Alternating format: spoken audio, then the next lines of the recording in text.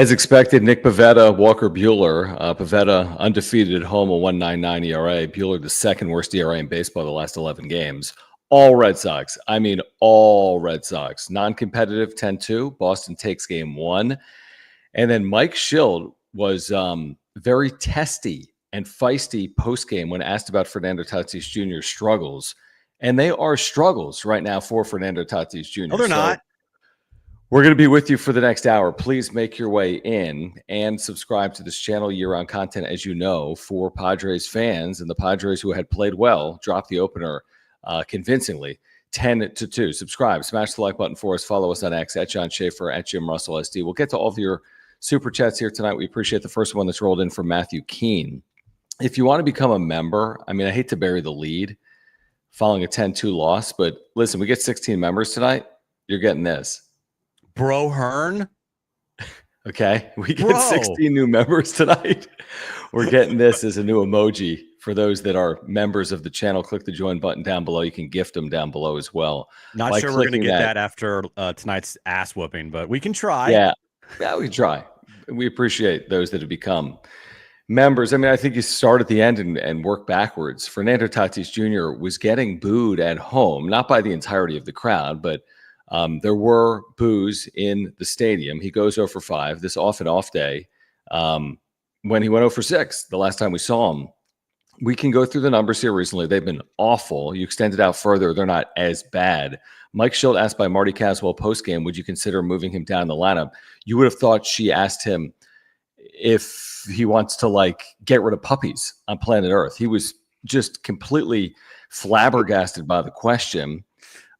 She followed up as well, to her credit, and it didn't sound like Mike Schild wanted to have it because he's got a 400 on-base percentage over his last 6 weeks, according to Mike Schild. So I think it starts there, Jim. I mean, the struggles of Fernando Tatis Jr. has been such a theme of the season. It's kind of like the talking point of the year, and it continues here to start August.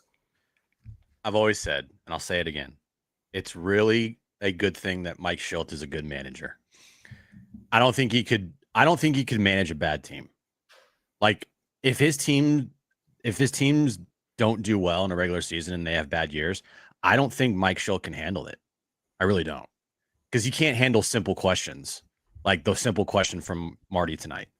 And we've seen how he gets when the team loses and he's asked questions and he jumps back and everything's fine. And to his credit, most of the time, actually all the time so far in his Padres tenure, the team ends up bouncing back later in the season and they play good baseball, and this team is still a good team. And, they're on their way to the postseason still. Like, it was one game. They got their ass kicked tonight. You flush it, you move on.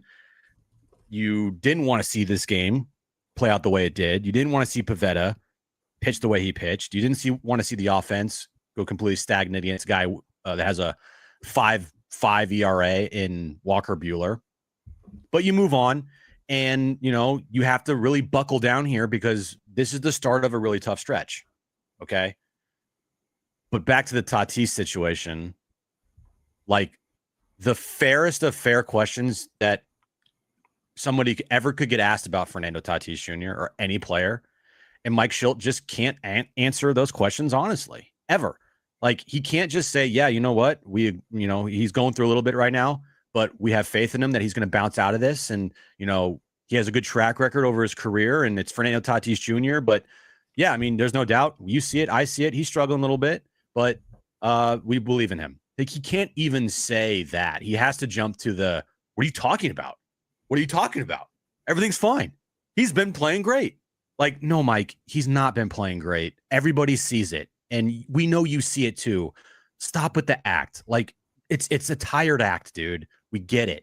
You're backing your players no matter what. Fernando Tatis Jr. has flat out sucked for a good portion of this season. He's had moments and he's played better at times. Yes, a 400 on-base percentage is really good, but everything else, offensively, he has been subpar at best. Like, acknowledge it for once. One time, Mike. Jesus Christ, man. Yeah, I agree. I think that's well said. I mean, I think he could have very easily just said, I appreciate the question, but we're confident in what we're doing, and we think this lineup can score runs. And we think Fernando Tatis Jr. is a big part of it. And here are the reasons why we bat him leadoff. He gets on base, and he's a good base runner. And we think he'll get out of whatever funk he's in right now. But he was unwilling to even go that far. And like you said, that's just who he is to a T, and he will fight it tooth and nail. And it can be frustrating. But to your point, when you kind of widen out the aperture, they continue to win. I mean, even tonight, as disappointing and frustrating, as ridiculous as a 10-2 home loss to the Red Sox that is when you're a minus 200 favorite, it is still baseball, and it's one game, and they're 9-3 in their last 12. It's not like anything was really lost tonight. Yeah, you lose a game on LA. Okay. I mean, you're going to still see them 6 times. Nothing was won or lost, so to speak, on the season here tonight. The greater concern is what the hell is wrong with Fernando Tatis Jr.? And don't tell me, well, he's 23rd in on-base percentage. I don't care. I really don't. And one of the critical skill sets, obviously, of a leadoff man is to get on base. And to his credit, I think that's why he's been able to avoid some of the criticism beyond people like me and Jim. I think by and large, people have strayed away from the conversation. Kevin, to his credit, wrote a lengthy piece on Fernando within the last 3 or 4 days, where he quoted him extensively. Fernando said he's battling demons, yet Mike Schultz says he's in the midst of an MVP season. I mean, the player says he's battling demons, and Mike Schultz says all this guy does is get on base. We need to cool him off. So what are we missing? The player booked a trip to San Juan for the All-Star break and then was voted an All-Star. The player doesn't believe he's playing well. You know what he actually needs? Here's what I truly believe. You know what I think he needs? I think he needs to be chewed out. I think hey, wake up, dude. You're 100 games into your year. You haven't looked like yourself in 3 years. We're doing this in spite of you, not with you. You're not helping the cause. So this goes one of 2 ways. And I don't know where Jim went, but he left. I mean, they've done this in spite of Fernando Tatis Jr. Let's be honest. They're not doing this because of Fernando Tatis Jr. Take some accountability. And maybe he did by saying he's battling demons. Maybe he did by saying, I'm essentially not an all-star. Jim can't even deal with it. He left. Sorry, everything's fine on my end. My computer is great. My microphone's great. It's just it fucks up a lot, but it's great. I'm using the Mike Schultz logic. But I mean, isn't that so sucks and everything's fine. I mean, at some point, you know what? Hold the player accountable. I think he's holding himself accountable by talking to the media and saying, I'm battling demons. Maybe the manager, maybe you hold him accountable and say, you know what? Your play hasn't been good enough. You're here to do more than you've provided to this team. So wake up because it's not good enough. You'll never, ever. Well, he's not going to say that publicly. And I mean, ever hear Mike Schultz criticize or talk about how a player needs to be better. No, but behind closed doors, I'm saying you can have a conversation with a player like, Toddy, what is going on, man? I mean, this isn't who you are. So what are the reasons as to why this is going on? He knows it. I mean, does there really need to be a conversation though? He knows it. Everybody knows it. And Mike's not an idiot. Mike comes off like he is blind to a lot of stuff, right? And that he just refuses to acknowledge anything that is, bad about his team. I accept that. It's annoying as hell. I absolutely despise it, but that's just who he is, and he wins baseball games. So you deal with it. But I do, I believe, and I want to believe that behind closed doors, they all know and they talk about it. Because if they don't, and they don't acknowledge when guys struggle, especially, guys like Fernando Tatis Jr., that's concerning. I know Kevin came on with us today and he goes, I've talked to 5 different people in the organization that all said they believe he's actually doing really well. Yeah, but are they seeing things? So again, are you is it almost self-fulfilling the problem when you don't address it head on? Because he's the face of an organization. He's not the only one, because he makes $340 million, because he was a generational talent, because he's a chosen one, because it was perceived at one point to be one of the most lopsided trades in the history of the sport, right? Because he was going to end up winning not just one MVP in his career. That's what people would have told me in 2021. He's going to win multiple. Is it because nobody wants to ruffle feathers? Is moving Fernando Tatis Jr. down in the lineup so egregious that will they not do it because they're scared that it's going to mess with the psyche of Fernando Tatis Jr.? And if the answer to that is yes, then you have a big time problem with Fernando Tatis Jr. And I don't know what the reason is. Maybe the reason is, and I think it's justifiable to your point, is he does have a 390 on base in his last 30 games, even with his 0 for 11 over the last 2 games. I think that's accurate. So he is getting on base at a good enough clip, but you can't tell me for what they're paying him. And I hate only using the contract in the conversation, but I'm just saying based on what I've seen from him, what his potential is, what his capabilities are, you can't tell me this is a good version of Fernando Tatis Jr. I mean, it's a frustrating version of Tatis. I've already said, even during these last 2.5 months in his struggles, like I wouldn't move him down in the lineup. I would still bat him leadoff. And the only reason why is because he's getting on base at a high clip. You know, everything else that he does offensively this year has been subpar. His power numbers, his slugging percentage, his batting average. The one thing that he does this year that has been valuable to this team offensively is get on base and walk a lot. And so that's the point of a leadoff man, is to get on base. I mean, the guy's going to score probably over 100 runs this year, right? So the goal of the leadoff man is to get on base. It's not to hit 45 home runs and drive in 120, I guess. But I mean, but hasn't it? Is that? I agree with what you're saying, and I would sell that same bill of goods, so to speak. But Shohei Ohtani is a leadoff hitter, and Kyle Schwarber is a leadoff hitter, and you don't have to possess only leadoff skills when you bat first in a lineup. The game, you're right. The game has definitely changed, where now you see some of the best hitters in the sport hitting leadoff for their teams, because those teams want to get those players as many at bats as possible. Absolutely. And it's not perceived as a problem when you hit solo home runs. They still count. No. If he had 42 home runs and 65 RBIs in the season, it's fine. Yeah. I mean, it'd be kind of weird if that were to happen. It would be weird, but I mean, there's no problem. That means he's scoring. I mean, again, it's like, that's the least of my concerns. I don't think he should be, like, is his approach different as a leadoff hitter than he would be as a 3 or 4 hitter? Like, his approach the last couple of days and the last week or so has been awful.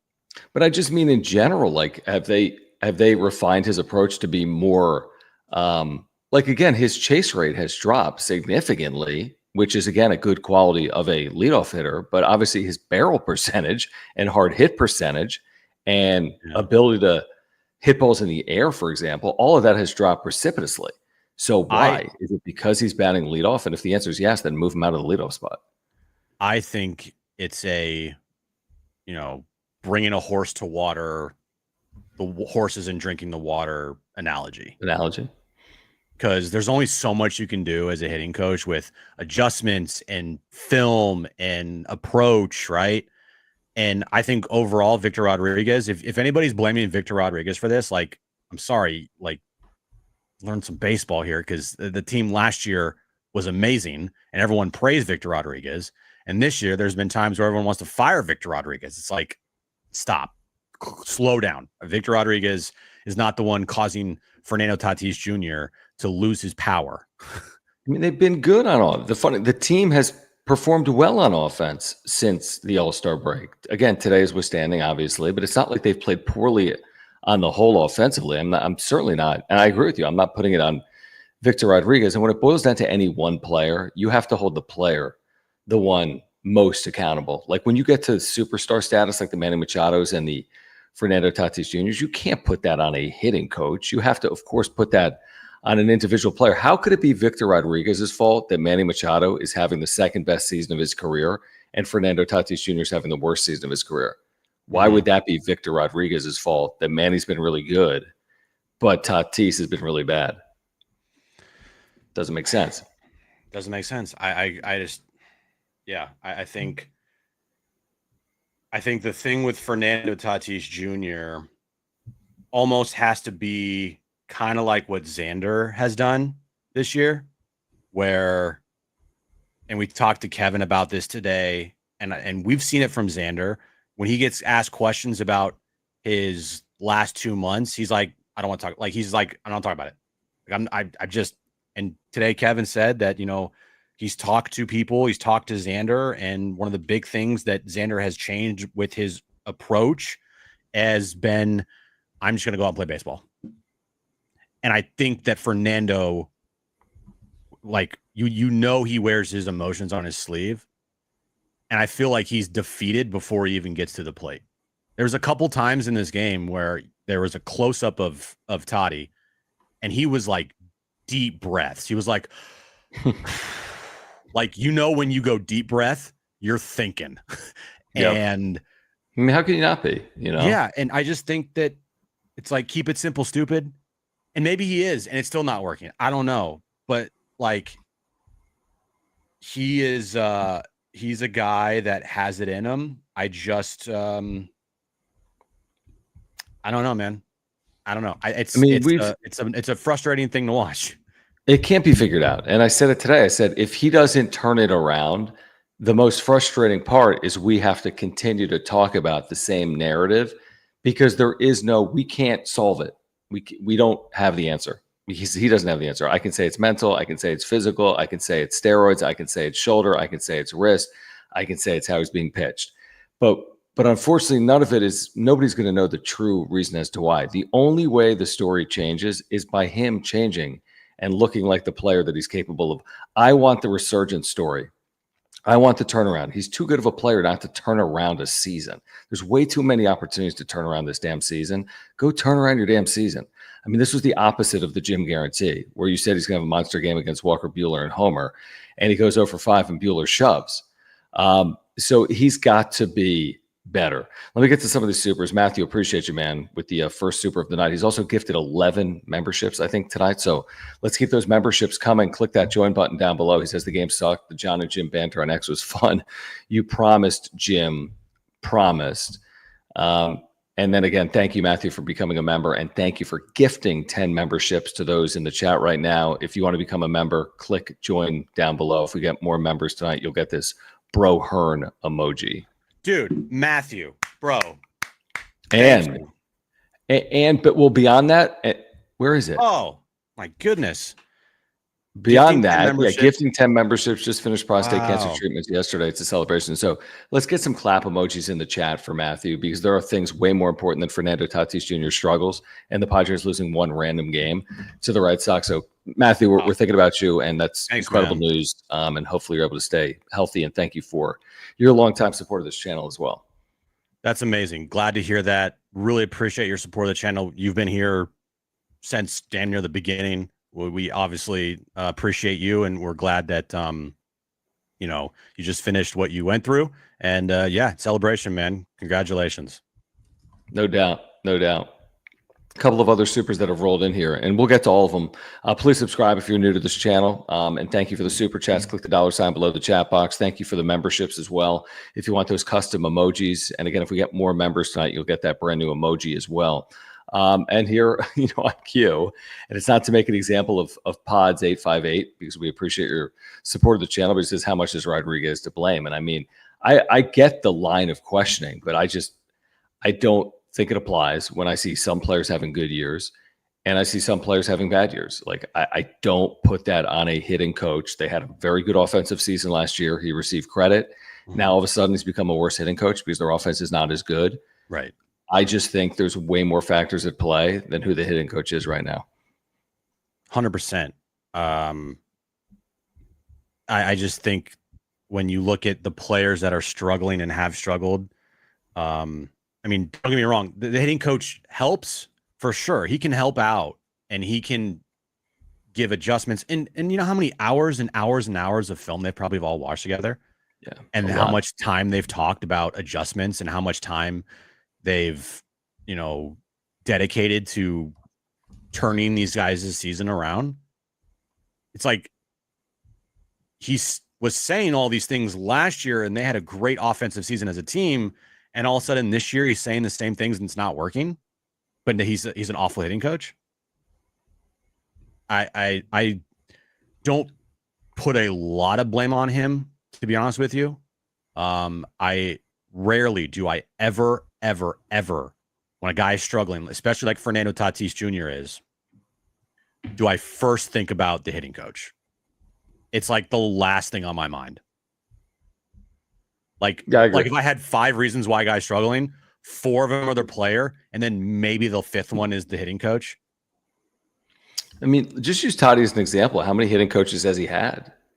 And Yeah. I mean, his success Who's isn't the tied to his 2021 hitting coach? Bring him back. Yeah, that's what I was going to say. Because the 2019, 2020, and 2021 hitting coaches have all been relieved.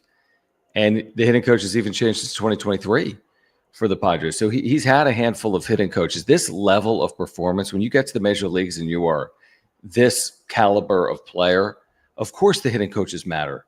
But what matters more is your abilities. You know what I mean? Manny Machado is going to hit regardless of hitting coach. And that should be the same with Fernando Tatis Jr. is the point. And it's not to discredit what a hitting coach does, but it starts first and foremost with a player. Yeah.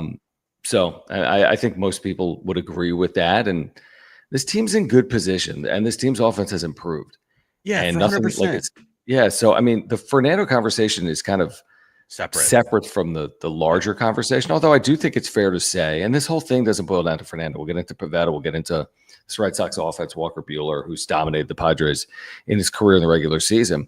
But I do think the general question of, are you winning World Series with Fernando Tatis Jr. looking anything like this? And like, I would scoff at such a suggestion, not to say it's impossible, but this guy's been like Mr. Postseason performer. If he doesn't show up in the postseason, I don't think that gives you, the greatest feeling in the world if that's how he plays in the postseason. But we're a long way from that. And he followed up, by the way, Pods 858. Thank you, man. He says, appreciate the insight, gents. Top tier content. We appreciate you saying that. I mean, again, I get the questions. I understand the question of moving Tatis down. I don't have the answer on Tatis in the lineup. I don't have the answers on some of these things. So I think they're fair questions to consider. Yeah, it's there's two conversations happening tonight. And I know if you're tuning in, you're like, why are you guys so angry because they're 9-3 in their last 12 games? No. I haven't put out in the tweet. Got their ass kicked tonight. You flush it. This game, to me, as far as like any concern about this team, it's very little tonight. Very little. It happens. The Red Sox, they're coming in hot. An American League team. Nick Pivetta on the mound. Will Fleming called it to a T today on our show. John and Jim, he's the voice of the Red Sox on radio. And it's a move-on game. Like, in the grand scheme of things, it's a move-on game. Now, if it turns into like, oh no, they've just lost 5 of 6, and then the Dodgers, who I think won tonight, right? Yeah, they did. Okay, the Dodgers then win 5 of 6, and we got problems for as far as the division goes. Like the division, then at that point, good luck. But it is just one game. They're 9-3 in their last 12. They've been playing really good baseball tonight, withstanding. And then the other conversation is the conversation that we've been having for a long time, which is Fernando Tatis Jr. And it reached its like tippy top of the iceberg tonight. I feel like after another offer, after 2 days off, looking awful at the plate, striking out 3 times, and then your manager's telling everybody how great he is. Yeah, it's just, I agree with the general point that at some point there's got to be more accountability, in my opinion. You can't pull a fast one over Padres fans. This is as good of a fan base as you're going to find right now in Major League Baseball. It's like, if I'm asked to hold my son accountable, I get it's behind closed doors. So I don't know what's going on completely behind closed doors. But you can't, if my son is making the same mistakes over and over and over again, I can't just excuse them. At some point, you need to address them. And I get it. There's a difference between speaking with the media and speaking inside a clubhouse. And clearly, they're working collectively to solve Fernando Tatis Jr.'s issues. There's not like they're sitting there with their feet up and saying, just let him keep doing what he's doing and drive his season into the freaking ground. That can't be the plan with Tatis, but just have a little bit more honesty and transparency. Mike, we're not asking for the world. Let's get back to this conversation in a moment. I want to thank our title sponsor, Mark Nimitz, who was in here earlier. He might be here right now. He's frustrated. We've been texting back and forth with Mark. We understand it. Mark is a great insurance agent. You can take that from us. I've got 3 insurance policies through Mark. He's a lifelong San Diegan, a lifelong Padres fan. I've got homeowners, earthquake, and life insurance. He does auto. He does home. He does renters, whatever you need. He's going to be there for you and your family. He's going to save you money. He's going to save you time when you call him. He's going to talk to you about the Padres, and he's always going to be there for you. If you have to file a claim, he's going to save you money and time. He did that for me and my family a couple of years ago. So he's been with us for 4 years. If you support this channel, get in contact with Mark. Before you renew your current insurance policy, get in contact with Mark. Click the link in the description down below to get free quotes. Call Mark. He'll talk to you about the Padres, and he'll talk to you about saving money on your insurance as well. And click that link in the description down below and support our title sponsor, Mark Nimitz. Yeah, all this information is on that ticker below, mnimitz@farmersagent.com, and you reach out to Mark. Yeah, he is like Mason Miller. He's got some nasty stuff, and he'll help you out with all your insurance needs. So make sure you hit up Mark for all your insurance needs and let him know that John and Jim from the Wrap-Up Show sent you. Does he look like Mason Miller in this picture, though? Maybe a little. Because Mason Miller kind of has that like hair color. No offense, but I don't think Mark can throw 104. Yeah, fair. So on Twitter, because of course I had to troll, and I had to put his numbers out. You know, the quote of, I look at his numbers the past 6 weeks and they're pretty good, Mike Schilt. And then, you know, the picture of his numbers, and it's like, really? So shout out to Jake, because he actually has done the homework for me, and he calculated his numbers over the last 6 weeks. Okay. From the end of June to hold on. Yeah, it's the end of June to what are we in? We're in August? Yeah, that'd be like close to 6 weeks, yeah. So 269 with a 408 on base, 403 slug. 408? Yeah. That's absurd. And a 134 WRC plus. Jeez, that's the thing that is shocking. And then for the last 3 weeks, because I said there's no coincidence that Mike Schilt used the last 6 weeks instead of the last 3 weeks, because if he uses the last 6 weeks, then his numbers actually look better than what he's showing right now. But if you use the last like 3 weeks, they're awful. Doesn't look good. Yeah, it's no coincidence that Mike moved the goalpost on talking about Tatis. Like, he could have easily been like, you know, if Tatis say he hit 3 home runs 7 weeks ago in a week, then he would have been like, well, for the last 7 weeks, he's been great. And then the 3 homers and all this other stuff would have been added to that. So it looks better than it really is. Yeah. But the last 3 weeks, he's hit 226 with a 360 on base, 371 slug, and a 116 WRC plus. Again, that alone isn't a reason for me to necessarily hit him 8th. Obviously, they'd never do it. I'm still not hitting it. Like, I'm standing pat. He's the leadoff guy. Well, that's the thing. So that's the funny thing is, and me and you agree. I understand the defense of the player because I was bad on leadoff. I just would be a little more forthright and honest in my response to that type of line of questioning. Now, okay, it's a long day. This is your job. You got your ass handed to you. You lose 10-2. You know, I get it. You might just like bite back at that question and be like, I got it. Like, we got this figured out. Like, we know what we're doing here. So I understand maybe a level of defensiveness out of Mike Schilt. I mean, I get it. But he went too far. If you listened to it tonight, Marty has posted it. Just go to YouTube. You can see. It's a great question by Marty. Yeah, you can see and hear the back and forth between Marty and Mike Schilt. It's not like it was like overly contentious. I mean, nothing was like screamed or thrown. It was just, you know, it was somewhat contentious. Yeah, again, it's like, it's hard because I say that stuff too. I'm like, well, he's not here for defense. He's not here for base running. He's not here for on base. But you add those things up, those do matter. They do. You know, he has the skill set necessary, and I agree with that. I completely agree. He has the skill set necessary to help a team. I guess my point is we've seen so much more from Fernando Tatis Jr. Why on earth would anyone settle for what we're seeing right now from Fernando Tatis Jr.? You shouldn't. Yeah, it's just not. And he shouldn't, and he's not because he's battling demons. Should make a battling demons emoji. Yeah, that's the thing is the guy has told Kevin, I'm battling demons. Keep talking. I just need one set. Booked a trip to like the Bahamas for the All-Star week. He didn't even think he was an All-Star. I mean, this guy is going through it right now. It is okay to acknowledge it. It's okay to address it. Because if you continue to look the other way, you know, are you really addressing the problems? It's like if if you got a problem with your significant other and you just never talk about it and you just are going about your day like everything's great, well, that problem is still there and you need to address it at some point. You can't just say, no, never talk about it. Be a man. Yeah, just never talk about any problems. Just never address any problems. Just always think that everything is awesome and great. Never talk things out. Never try to fix things. Everything's great. It's fine. The last 2 years of marriage has been awesome. While it's like really, actually, we've been fighting for a year and a half, and it was only the first 6 months that were great. Right. So,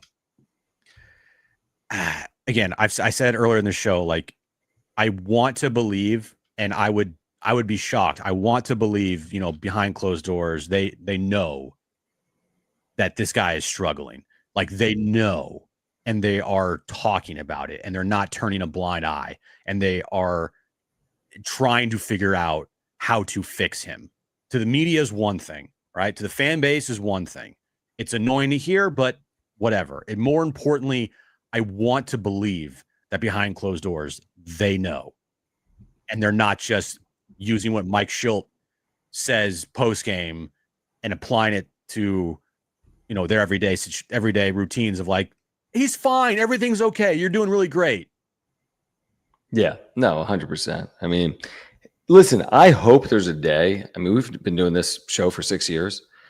I hope there's a day we laugh at this deep of a struggle that Tatis was in, and he returns to that really, top of the sport form. Now, I'm not holding my breath on that, but do I believe this is who Fernando Tatis Jr. is going to be for the rest of the year? Of course not. How many times have you heard me say the seasons are so long that they provide you so many opportunities to get in or out of slumps? I mean, look at Xander.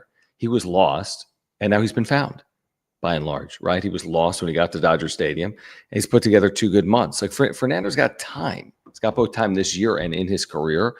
But please, you are testing our patience. Please get to it quicker, sooner rather than later. JD's Third Man, appreciate you. Guys, if you're here, over 400 people here live, please subscribe. You're on content from Padres fans. Thank you for the super chats. Click the $ below the chat box. Thank you for the memberships. If you want those new custom emojis like Miller Time, if you want the Bro Hearn emoji, we need more members to get that. Click the join button down below. He says, we will win the series in the West. Win this series. Very possible. Keep calm and carry on. Keep the faith. LFGSD, winners find solutions. Nando, 400 on base. Mr. Magoo loves it. The thing is, he doesn't have a 400 on base. Whatever it is whatever it is in the 360s, maybe. And that is good. But yeah, it is one game, Jim. I mean, we'll talk about that coming up. Obviously, see about King. I mean, I think that's a tough ask for Michael King, first time in 3 months facing this lineup. This felt like the game you wanted to get to start the series. So I think probably it's a pretty stiff test, to be honest with you, tomorrow night. Yeah, and the reason why Sean Reynolds was left out there to die is because why use anybody else in your bullpen when you're down already 5 runs and then you got down 8 runs, and then it's like, I'm not even going to use anybody else. Like, Sean Reynolds is going to finish this game off. There's no world where they were going to use Yuki for 5 innings. Or 4 innings or whatever it was. There was no world. So, yeah, and you move on to tomorrow. The back end of your bullpen has now had 3 days, or not 3 days, but 2 full days. 2.5, I guess, going into tomorrow.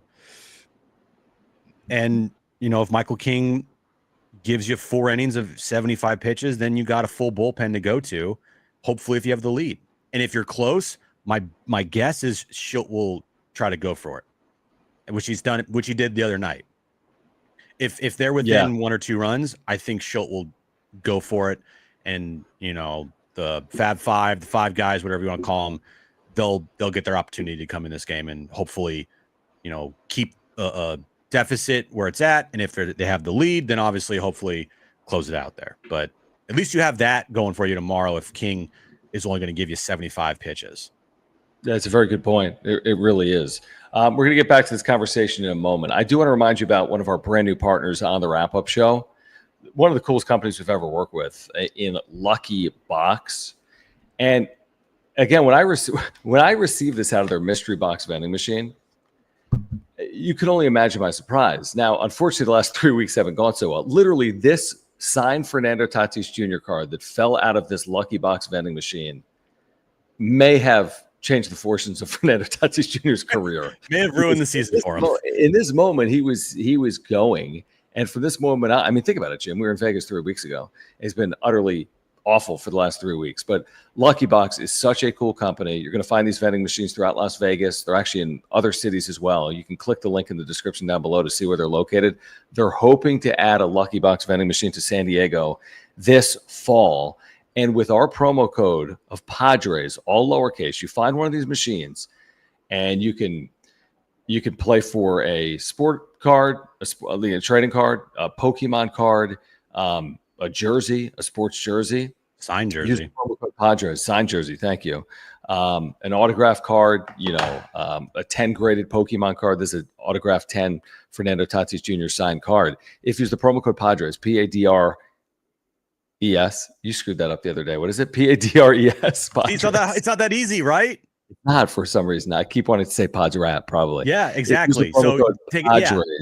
All lowercase, you're going to get $5 off. So more information by clicking the link in the description down below. Write down that promo code. They're in like 10 or 11 different spots in Vegas now. They just opened 2 more today in Resorts World in Vegas. They're all over Las Vegas. We hit one up downtown. They're in airports throughout the country. O'Hare now. They're going to be in San Diego. Super cool company. Just the idea of it, Jim. I mean, just again, you get to a vending machine and you're going to get a mystery card or a mystery signed jersey or a mystery Pokemon card. We both did it. I walked away with a Fernando Tatis Jr. signed card. And the next time I'm in front of a Lucky Box machine, I'm going to do it again. And they just opened up a Lucky Box at Resorts World. They announced that today. And if you go there, make sure to use our promo code Padres, all lowercase, for exclusive $5 discount for all of our listeners. And also right now, if you go to their website, they are giving out exclusive loyalty programs where all you need to do is just your email and your phone number to be a subscriber to get insider perks, early location drops, exclusive giveaways, and a chance to win authenticated signatures like from Willy Wonka himself, Gene Wilder. You get a Willy Wonka golden ticket. It's free, no cost necessary. Just sign up using your email and phone number. Sign up online at luckyboxvending.com or by scanning the QR code at a machine that you find in the wild. All right, again, use that promo code as well, all lowercase Padres. All right, let's get back to this conversation here. Subscribe, and thank you for the super chats and the memberships. Thank you, Pods858, for becoming a member. Welcome. A member tonight. I don't know exactly how many members were away from getting that Bro Hearn emoji, but it's at least a handful. So you can gift memberships down below. You can become a member down below by clicking the join button.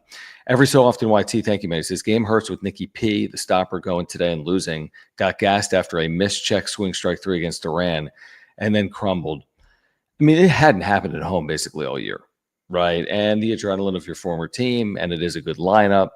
And it all kind of happened relatively quickly. I completely agree with that. So this isn't like, oh, are you going to turn to Pivetta in the postseason based on what happened August 8th? Like, give me a break. I mean, basically everyone is going to have an outing like this over the course of a year, home or road. So hopefully he's better his next time out is what I would say. But no, Nick Pivetta has been very good for this team. He's not going to go undefeated at home this year, and we'll see how he bounces back from it. Yeah, if someone asked tonight post-game, like, what's wrong with Nick Pivetta, then I would 100% be on Schulte's side, be like, what are you talking about? Guy's been amazing at home, sub-2 ERA. He's unbeaten. Like, tonight's an off night. And maybe facing his former team had a little to do with it. Maybe. Just maybe a bad matchup. So, yeah, dude, it hurts because you do have your ace on the mound tonight. And when your ace is on the mound, it's win day, especially at home. It's been win day all season long. But, hey, man, move on. And your next start is important because you got to beat the Giants. And then we'll go from there. I'm not worried at all about Nick Pivetta after tonight. No, neither am I. Completely agree. No concerns. But again, was it great? No, but is it one game? Yes. JD's third, appreciate you, man. It says King going 7 shutout innings tomorrow night. Book it. I'm not going to book that. But hopefully he pitches well. If he gave them 5, that would be an insane win. If he leaves them out after 5 innings with a lead, that's a huge win. I don't know if you're counting on 5. I think it's possible, but I think against that lineup and with the rust, I'd be counting on like 4. And from there, I'm counting on my bullpen, to your point, to either keep me in that game or preserve a lead if you happen to have one. But I've certainly 6+ innings. I'd be very surprised if that happened tomorrow with Michael King. Dude, 6 innings. I mean, well, he says 7 here. I know, but you said 6. 7 innings. Bro, I'll be happy with like 4 innings, like of 4 shutout innings tomorrow, honestly. Right. Exactly. That's exactly right. That's exactly right. Yeah. I think this is a joke from Padres News who says, quit glazing Tatis. You won't get a press pass anyway. Yeah, I think you may be missing. I think you might have missed the first 40 minutes and 52 seconds of the show, or the history of the show, truthfully. But thank you. And it might be a joke, but I don't know. Music Tom Years 9999. Thank you, man, for the super chat. He says Walker Buehler still shutting you down. So he's obviously a Dodger fan. Listen, Walker Buehler's been awful. I mean, he has been absolutely awful, and his career numbers against San Diego are so ridiculously filthy. And he's a completely different pitcher right now. His velocity is way down. But I don't even know what you say after a performance like that. Honestly, I didn't think that was even possible. And he made quick work, so to speak, of the Padres tonight. That's for sure. He did. I did not expect it. I thought that Walker Buehler, having the bad year that he did, or he's had so far, and how he's walked a ton of guys this year. How many walks did he have tonight? He had 2 walks in 6 innings.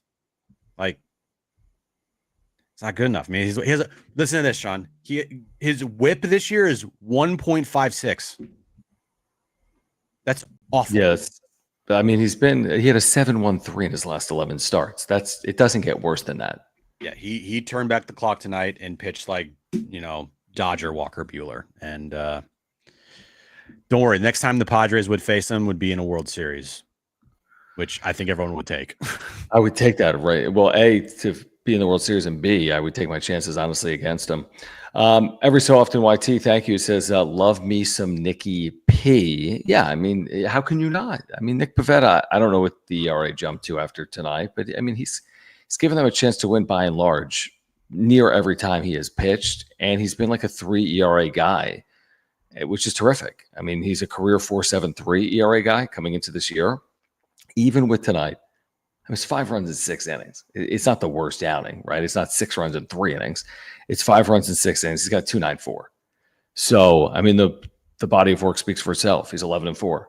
He's got a 2.94. He's 7-1 at home. His ERA at home is like 2.25. So, body of work speaks for itself. If I'm starting a 3-game playoff series, he's one of my 3 starters right now, and we'll see how he pitches down the stretch. But hopefully, he pitches like he did in the first half of the year down the stretch. Yeah, if Michael King pitches like he was pitching before he slept wrong, the rotation for me, Michael King, Nick Pivetta, and then, Cease or Darvish, whoever's pitching better at that time. And if it's a game 3, decisive game 3 in the wild card round, I might actually go King, Cease or Darvish, and then Pivetta game 3. Yeah, it'll be an interesting conversation. Depending on what happens in game 1. Yeah, it's a good point. Obviously, because if you're down a game, you might not get a 3rd game. But again, there's a long way to go. But they even showed the wild card standings tonight on television post-game. I mean, even, you can't check Fangraphs every second of every day, but they're well positioned. As we continue to say, one loss does not change their positioning. They're extremely well positioned, is what I would say for this point in the season. But the one point we made today with Kevin that I would stick by is like, you still got to get through this gauntlet or hurdle. The Boston, San Francisco, LA, Seattle stretch of 18 to 20 games. You can't have a complete, fall off the map, right? You can't go 7-11 over 18 games or something like that. That's where you become susceptible. So keep your head afloat, go 500 or better. I think they're capable of being better than that. I mean, we've watched this team play recently. But that's the one caveat. Like, I think they're well positioned. But yes, this is a difficult stretch. And you said it earlier, like, conversation changes if you lose 5 of 6. To their credit, it's been a while since that's happened. Hopefully that continues. Yeah, I can't stress enough how important this stretch is. I've been talking about it for like well over a month, and we're in it now. Not a good start, obviously, tonight, but we'll see how they bounce back and see if they can play some good baseball here against some good teams. I wouldn't consider the Giants a good team, but they're still a division opponent, and they'll play the Padres hard. Like they'll play them straight up. They're not going to roll over. And so playing the Dodgers 6 times. I mean, the Mariners are a really good team. You're going to play the Mariners. You're playing the Dodgers 6 times. You got the Red Sox for 2 more and the Giants for 6. It's a difficult stretch. And I think everybody believes that if they get out on the other side of this, still 14, 15, 16 games above 500, you are sitting pretty for wherever you're going to land in the postseason. But you're sitting real pretty if you come out on the other side of this stretch here, still, 13, 14, maybe 15 games above 500. Yeah, that's completely the case. And again, I think when I look at the long range forecast here for this team, I can't be that much more optimistic just because of their health.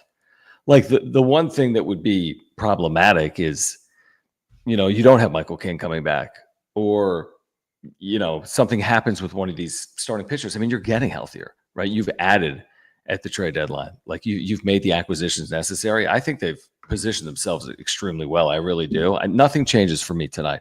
There's always going to be a part of the year where you're like, what's wrong with this player? Hey, Luis Ariz to start the year was 0 for whatever. And every player is going to have their highs and lows. It just feels like with Tatis, that story has played out for far too long. But truthfully, even Tatis, if we fast forward to the postseason right now, Jim, I mean, I'd probably be trusting of Tatis based on what he's done previously in the postseason. As recently as last year, I'd be like, listen, you're only 1 game away from changing everything if you're Fernando Tatis Jr. So I guess my general point is I'm absolutely high on this team, and I'm probably higher on this team than I've been at any point since they started 14-3. With that being said, you got to be realistic with it as well. And they still have a couple of hurdles to clear until, we can confidently talk about what's to come for this team a month or two from now. Yeah, 100%. 100%. Can I read you a tweet? Yeah, of course. I don't know if you've seen this yet. So, this guy, Andy Green Thoughts, AGT. I don't think you're tagged. You might be tagged in it. Listen to this. He responded to one of my tweets. It says, "You and John are fucking tools and have ruined Drive Time 760 for actual people from San Diego. Jim, go back to Philly. You're literally the worst. John, you ain't much better." Wait, where is this? It's on Twitter. It's a comment to the post about tonight's wrap-up show. I kind of agree. I said it was nice. Dude. Wait, how did we ruin 760? What else was on? What was on 760 before us? Was that conservative radio? Yeah. I just replied, I agree. And move on. That's what I do. Let me get to this from music to my... Oh, maybe it's music to my ears. Thank you, man, for the super chat. It says Tatis should play with Savannah Bananas so he can remember how to enjoy baseball. I can't get to the bottom of it, man.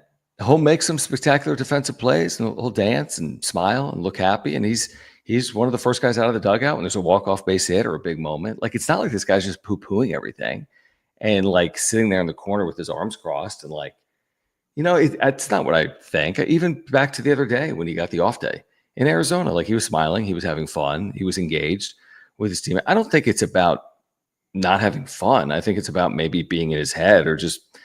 Dude, imagine how frustrating it is. Imagine it being you, and you hit 42 home runs when you were 21, and you were the face of baseball when you were 21, and then 5 years pass and you're not. There's a mental freaking game that he's been going through, and baseball is a freaking mental game in itself. So I'm just saying, I can imagine the frustrations. We don't know anything about it, but I think you just add that all up, and that's a part of it. We'll never know. We'll never know exactly what's going on or what has fully changed for Fernando Tatis Jr. But put yourself in those shoes. You burst onto the scene as the star of stars, and then 5 years later, you haven't necessarily lived up to what you were your first year or two in the big leagues. That's an odd situation to be in, maybe. Yeah, I mean, he's not a robot. He's a human being with emotions and feelings and a real life. This has got to be such. I mean, he even said it. He's got demons, dude. He's got demons right now. He is going through it. And it's easy for us to just be like, hey, just be better, hit a home run or, whatever. But it's just not that simple at times. I mean, guys have real lives and I did you hear that? That's interesting. What was that? Like a jet over my house. Oh, yeah, I did hear that. I thought that was your microphone. That was weird. I don't know. Okay. Anyway, what was I saying about What was Tatis? that? That was like a jet, dude. Like I a don't stealth. Even know. Yes. Well, there's a base over by my house in not Imperial Beach, but there's a lot. Well, in Coronado, right? There's one. There's always like helicopters and jets flying over Imperial Beach. Anyway, yep. He's going through it. Tatis. Yeah. Tatis is going through it, and it must be the worst feeling in the world. Yeah, it must suck. 100%. Like, yeah. I mean, nobody probably feels worse about it than he does. I doubt he's going home and just like, yo, this is great, man. I can't wait to turn on the new season of like Love Island. I mean, I'm sure he's feeling the impact of it. I'm sure it's been impactful on him. Thank you, man, for the super chat. As the train goes by outside my house, he says, no juice Tatis. I think it's probably too easy. I'm much more willing to go down the path of injuries. Have taken their toll. Shoulder, the Bellinger conversation we've had, the wrist wasn't set, had to have a surgery, the long recovery, the broken leg. Damn it, he broke his leg a year ago. Like what? So, I mean, but listen, do other fan bases jump to that conclusion? Of course they do. And will that become more of the conversation if he never returns to who he was before? Of course it will. But I mean, I think it's hard to definitively tie it to that, but I understand that people have that opinion. It's an opinion that will get louder and louder and louder if Fernando does not resemble the pre-suspension and pre-injury Fernando Tatis Jr. And I always say this about that is he did it to himself. So if somebody brings up steroids or PED usage or any of that, he is the one to blame. He did it to himself. And that's the unfortunate part. But it's hard to not look at those numbers and be like, that's interesting. That's all. It's a bad correlation for him. It's a bad correlation. I've seen this in the comment section a couple times tonight. I mean, it's a bad correlation. Numbers are numbers. I mean, numbers speak. There's no lies in posting factual statistics like this one here from TFA Albums. I mean, it's a problem, Now, our buddy Par Threes Club is here, and make sure to check out his stuff. He's got awesome merch and is a huge supporter of this channel and gifted like 50 memberships the other night. Check out his website, par3s.club, to check out his merch. It's really cool. Check him out on Instagram as well. But he says Pods will get the next two, and they very well could, and they've been really good at home. Among the best teams in the sport. We said it today. I think they have the second best record in Major League Baseball coming in at home behind Toronto. Best record in the National League at home this year. They started 11-0 at home. They've played better recently. Here at home, they very well could win the next two games. But, of course, it's never a guarantee. We'll have to see how they play. And this King thing, to me, is a little bit of a tricky putt. And you're playing a Boston team that's something like 24-8 in its last 32 games. I think that's wrong. I keep saying it, but whatever. I mean, they've been very good here recently, the Red Sox. So, yeah, you're at home, which is good, but you're playing the Red Sox.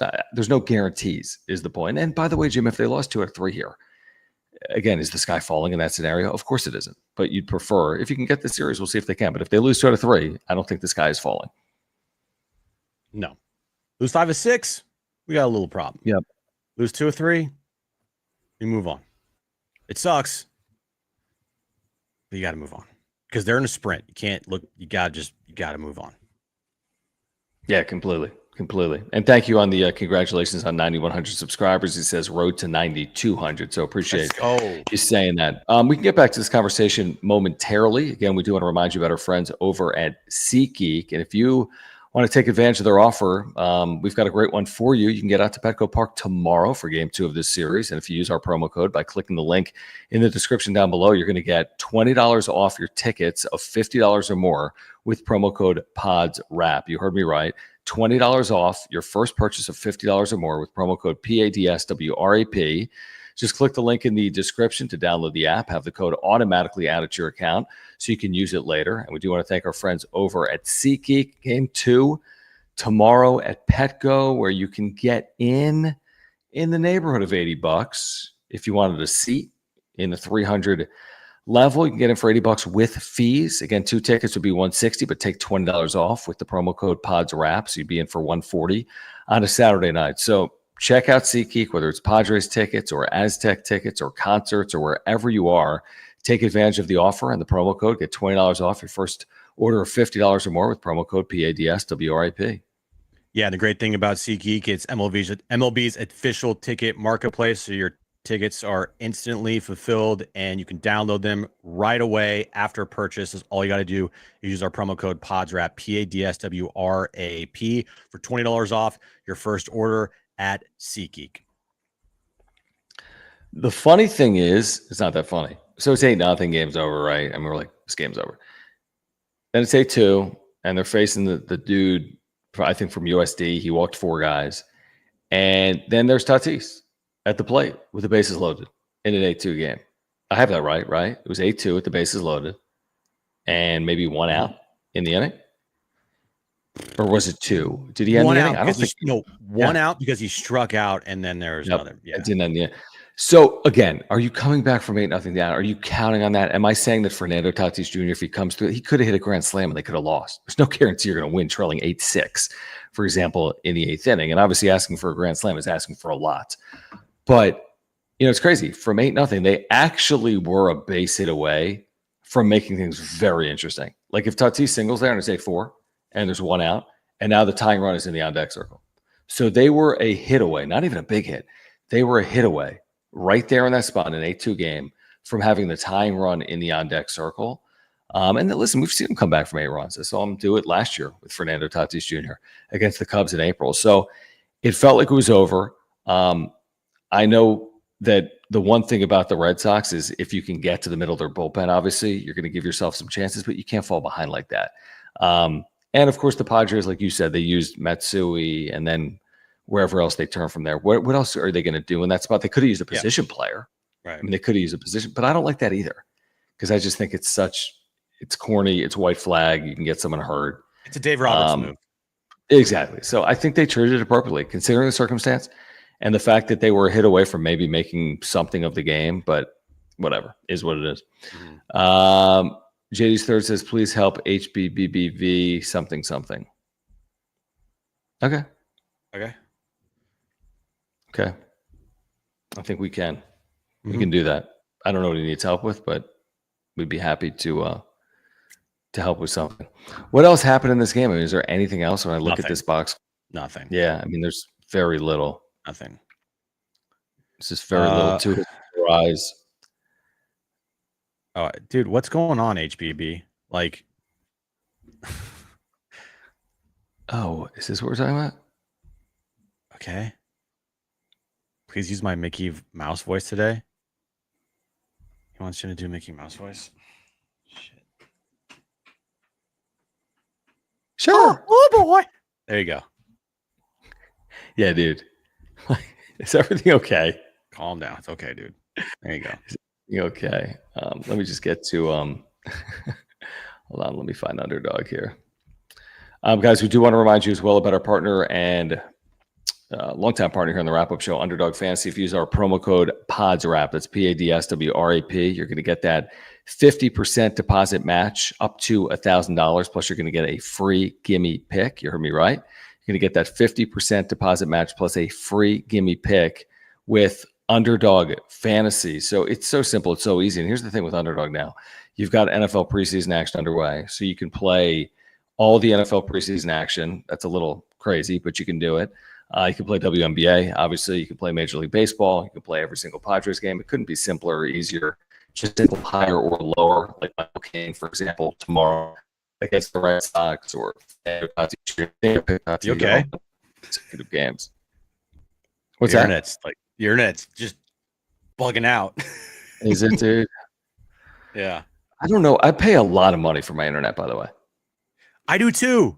Everybody does. I pay a shit ton of money. No, I even upgraded it though. I mean, it's been like a year or two, but it's been bugging out for the last couple of months in general. Like whenever I pull something up on screen, the internet bars drop down. Yeah, whatever. And like, that doesn't make any sense. But anyway, use our promo code PADSWRAP, PADSWRAP. Get the 50% deposit match up to $1,000. Get the free gimme pick. Play the higher lowers. The more you play, the more you can win. You can win up to 1,000 times your money in a single night. Click that link in the description down below. Yeah, there's a QR code above my head right here. Scan the QR code. Download the Underdog Fantasy app, and when you download the app, use our promo code to start playing. PADSWRAP, PADSWRAP. All right, let's do this again Sunday night. Long day, really long day, actually. We will be back with you on Sunday night to recap the series right around 9:30 Pacific. We'll be doing this at 9:35 Pacific on Sunday night. If you haven't subscribed to the channel, please do so. Smash the like button for us. Follow us on X at John Schaefer, at Jim Russell SD. Appreciate the super thanks. If you are here on replay, thank you to those that become members as well. Thank you, JD's Third, for the late super. He says, peace be upon you all. Stay in peace and not in pieces. Keep the faith, LFGSD. All right, we appreciate that. We'll see you Sunday night. Support our partners, Mark Nimitz and Farmers Insurance, our friends over at Lucky Box, SeatGeek, and Underdog Fantasy as well as our friends at Humul Casino. For Jim, I'm John. Padres lose to the Red Sox in the opener 10-2. This has been the wrap-up show. Thanks, guys. Peace.